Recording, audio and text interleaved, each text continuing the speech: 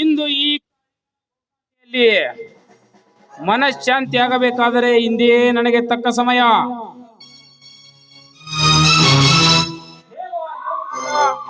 ನಿದ್ರಾವಸ್ಥೆಯಲ್ಲಿ ಇದ್ದಿದ್ದಾನೆ. ಅವನ ಅಂತಕ್ರಿಯ ಈ ನನ್ನ ಕೊಡ್ಲಿಯಿಂದ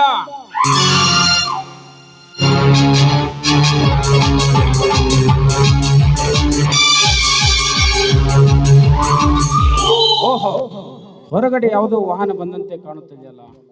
ಇಲ್ಲೇ ಪಕ್ಕದಲ್ಲಿ ನಿಂತುಕೊಂಡು ಆಮೇಲೆ ಇವನ ಕತೆ ಮುಗಿಸಿದ್ರಾಯ್ತು.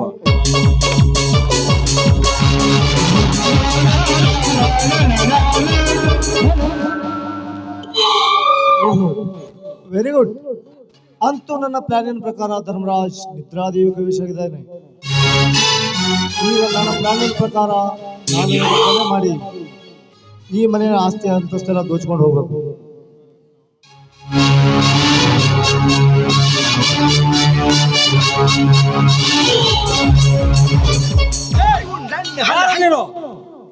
ನನ್ನ ಮನೆಗೆ ಬಂದು ನನ್ನ ಸಿರಿ ಸಂಪತ್ತನ್ನು ದೋಚಿಕೊಂಡು ಹೊಂಟಿರಲ್ಲ, ಯಾರು ನೀನು? ಧರ್ಮರಾಜ್, ನಾನು ಯಾರು ಅಂತ ಇನ್ನೂ ಗೊತ್ತಿಲ್ಲ ಅಲ್ಲ. ಪೊಲೀಸ್ ಕಂಪ್ಲೇಂಟ್ ಕೊಡ್ತೀಯಾ? ಕೊಡು. ಅವರು ಬರೋದ್ರಾಗ ನಿನ್ನ ಕತೆನೇ ಮುಗಿಸಿಬಿಡ್ತೀನಿ. ನನ್ನ ಮನೆಗೆ ಬಂದು ನನಗೆ ಬಂಧಕ ತೋರಿಸಿ ಆ ಮಗನೇ, ಮೊದಲು ನೀನು ಯಾರೆಂಬುದು ಮೊದಲು ಹೇಳು.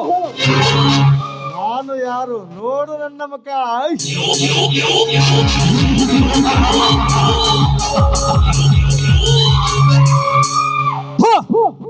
ಪಾಪಿ, ನೀನು ಇಂಥ ಮೋಸಗಾರನೊಂದು ನನ್ನ ಕನಸ ಮನಸ್ಸಿನಲ್ಲಿ ಕಂಡಿಲ್ಲ ವಿಕ್ರಮ್. ನನ್ನ ಹೆತ್ತ ಮಗನನ್ನು ಬಿಟ್ಟು ನಿನಗೆ ಹೆಚ್ಚಿನ ಪ್ರದರ್ಶನ ಕೊಟ್ಟಿದೆ. ಅನ್ನ ಹಾಕಿದ ಮನೆಗೆ ಕಣ್ಣು ಹಾಕುವ ಮೋಸಗಾರ, ದ್ರೋಹಿ. ಪಾಪ ಪುಣ್ಯಗಳ ಲೆಕ್ಕ ನನಗೆ ಬೇಕಾಗಿಲ್ಲ ಧರ್ಮರಾಜ್. ಎಷ್ಟು ದಿನ ನಿನ್ನ ಮನೆಯಲ್ಲಿ ನಾನು ದುಡಿದುದು ಏಕೆ ಗೊತ್ತೇ? ಈ ನಿನ್ನ ಸಿರಿ ಸಂಪತ್ನೆಲ್ಲ ದೋಚಿಕೊಂಡು ಹೋಗೋದಕ್ಕೆ. ಇಂದು ಅರ್ಥವಾಯ್ತಲ್ಲ ಈ ಪ್ರಯಾಂತರ ಚಾಣಕ್ಷತನ.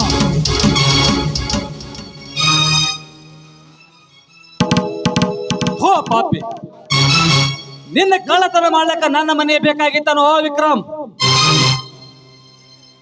ನೀ ಎಂತ ಮೋಸಗಾರ, ಎಂತ ಮತಹೀನ.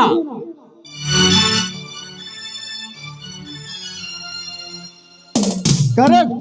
ನೀನು ಹೇಳಿದ ಪ್ರಕಾರ ನಾನು ನೂರಾರು ಮನೆಗಳನ್ನು ನುಚ್ಚು ನೂರು ಮಾಡಿದ್ದೇನೆ. ಅಷ್ಟೇ ಏಕೆ, ನಿನ್ನ ಮಗ ನಿನ್ನ ಸೊಸೆ ಮನೆ ಬೆಳೆಯಲು ಕಾರಣ ನಾನೇ.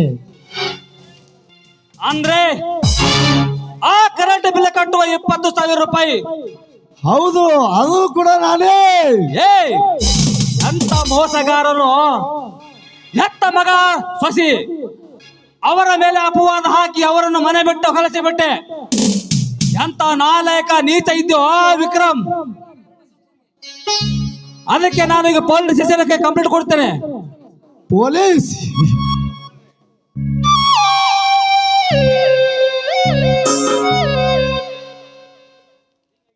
ಪೊಲೀಸ್ಗೆ ಫೋನ್ ಮಾಡ್ತೀಯಾ? ಆ ಪೊಲೀಸರು ಈ ಮನೆಗೆ ಬರುವಷ್ಟರಲ್ಲಿ ನಿನ್ನ ಕತೆನೇ ಮುಗಿಸ್ಬಿಡ್ತೀನಿ ಧರ್ಮರಾಜ್. ಬೇಡ ವಿಕ್ರಮ್, ನೀನು ಏನು ಬೇಡ್ತಿ ಬೇಡು, ಕೊಡ್ತೀನಿ. ಆದ್ರೆ ನನ್ನ ಪ್ರಾಣಕ್ಕೆ ಏನು ಮಾಡಬೇಡ. ನನಗೆ ಏನು ಬೇಕೋ ಏನು ಬೇಡೋ ಎಲ್ಲಾನು ನಾನು ತೆಗೆದುಕೊಂಡಿದ್ದೇನೆ ನಿನ್ನ ಮನೆಯಲ್ಲಿ. ಈಗ ಸದ್ಯಕ್ಕೆ ನನಗೆ ಬೇಕಾಗಿದ್ದು ನಿನ್ನ ಪ್ರಾಣ ಧರ್ಮರಾಜ. ನಿನ್ನ ಪ್ರಾಣ ತೆಗೆದುಕೊಂಡ ನಂತರವೇ ನನ್ನ ಆತ್ಮಕ್ಕೆ ಶಾಂತಿ. ಹೆಚ್ಚಿಗೆ ಮಾತನಾಡಿದ ನನ್ನ ಬುಲೆಟಿನ ಬಂದೂಕಿಗೆ ಗುರಿಯಾಗು.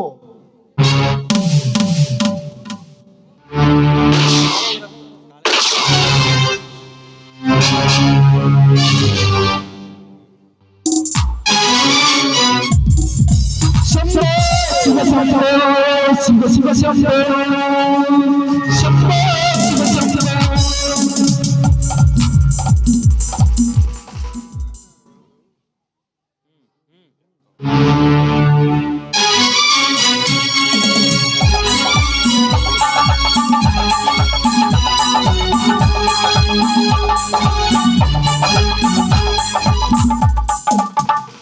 ಬರ್ರಿ ಪೊಲೀಸ್.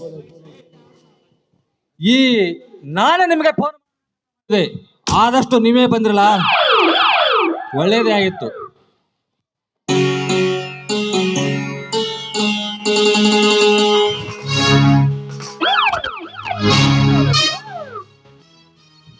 ಮಿಸ್ಟರ್ ಧರ್ಮರಾಜ್, ನಿಮ್ಮ ಮನೆಯಲ್ಲಿ ಉತ್ತರವೆಂಬ ಆರೋಪಿ ರಾಧಾ ಮಗಳನ್ನು ಕೊಲೆ ಮಾಡಿ ಪರಾಗಿ ಬಂದಿದ್ದಾನೆ. ನಮಗೆ ಕಂಪ್ಲೇಂಟ್ ಬಂದಿದೆ. ಎಲ್ಲಿದ್ದಾನೆ ಅವರು ಆರೋಪಿ? ಬರ್ರಿ, ಈ ವಿಷಯ ನಾನು ನಿನಗೆ ಹೇಳ್ಬೇಕಂತ ಫೋನ್ ಮಾಡ್ಬೇಕಂತ ಮಾಡಿದೆ. ಆದ್ರೆ ಇಲ್ಲೇ ತಲೆಗೆ ಬಿದ್ದ ನೋಡಿ ಆ ವಿಕ್ರಮ್. ಇದೇನು ಇರ್ಲಿ, ಕಾನೂನು ಕೈಯಲ್ಲಿ ತೆಗೆದುಕೊಂಡ ನಿಮಗೆ ಹಕ್ಕು ಇದೆ. ನಿಜ ಏನು ಹೇಳ್ತೀನಿ ಇನ್ಸ್ಪೆಕ್ಟರ್, ಅದು ಆಗಲು ಸತ್ಯ. ವಿಕ್ರಮ್ ನಮ್ಮ ಮನೆ ಸಿರಿ ಸಂಪತ್ತನ್ನು ದೋಚಲು ಬಂದಿದ್ದಾನೆ. ಆದರೂ ರಾಧನ್ನು ಕೊಲೆ ಮಾಡಿ ನನ್ನ ಮನೆಯಲ್ಲಿ ಮುಚ್ಚಿಕೊಂಡು ಇದ್ದಾನೆ. ಆದರೂ ನನ್ನನ್ನು ಕೊಲೆ ಮಾಡಲು ಬಂದ. ಆದ ಕಾರಣ ಅವನನ್ನೇ ನಾನು ಕೊಲೆ ಮಾಡಿಬಿಟ್ಟೆ ಇನ್ಸ್ಪೆಕ್ಟರ್. ಅವನನ್ನು ನಾನೇ ಕೊಲೆ ಮಾಡಿಬಿಟ್ಟೆ. ಇಲ್ಲ ಇನ್ಸ್ಪೆಕ್ಟರ್, ಈ ವಿಕ್ರಮನನ್ನು ಕೊಲೆ ಮಾಡಿದ್ದು ನಾನು. ಅವರದೇನು ತಪ್ಪಿಲ್ಲ.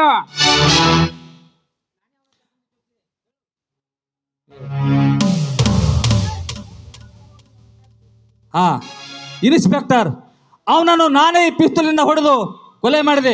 ಆದ್ರೆ ಶವ ಮುಂದೆ ಇದೆ, ಸಾಕ್ಷಿ ಇನ್ನೇನು ಬೇಕು? ಇಲ್ಲೇ ಶವ ಇದೆ, ಇಲ್ಲೇ ರಿವಾಲ್ವರ್ ಇದೆ.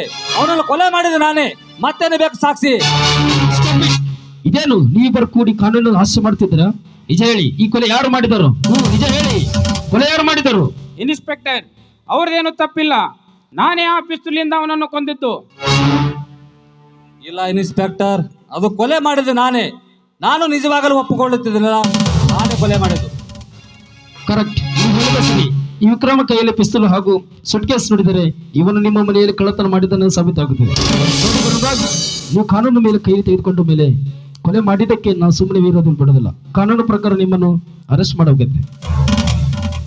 ಅಪ್ಪಾಜಿ, ಇದೆಂತ ಹೀನ ಕೃತ್ಯವನ್ನು ನೋಡುತ್ತಿದ್ದೇನಲ್ಲ. ನಾವು ಮನೆ ಒಳಗೆ ಬರುವಾಗ ನೀನು ಮನೆ ಬಿಟ್ಟು ಹೊರಟಿರುವಲ್ಲ, ಯಾವ ಅಪರಾಧಕ್ಕಾಗಿ ಅಪ್ಪಾಜಿ? ಯಾವ ಅಪರಾಧಕ್ಕಾಗಿ?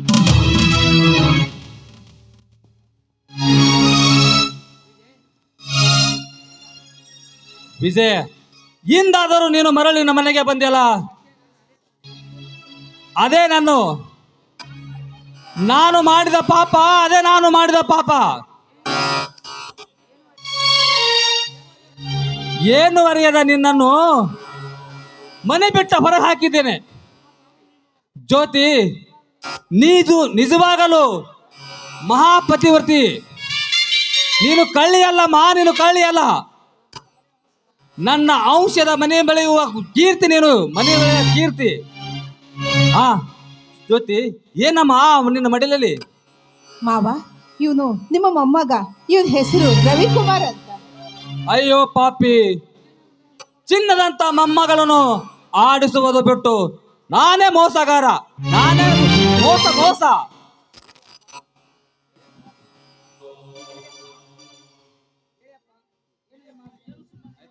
ಹೇಳಿಯಪ್ಪ, ಸುಮ್ಮನೆ ನಿಂತರೆ ನಮಗೇನು ಅರ್ಥ ಆಗೋಗಬೇಕು?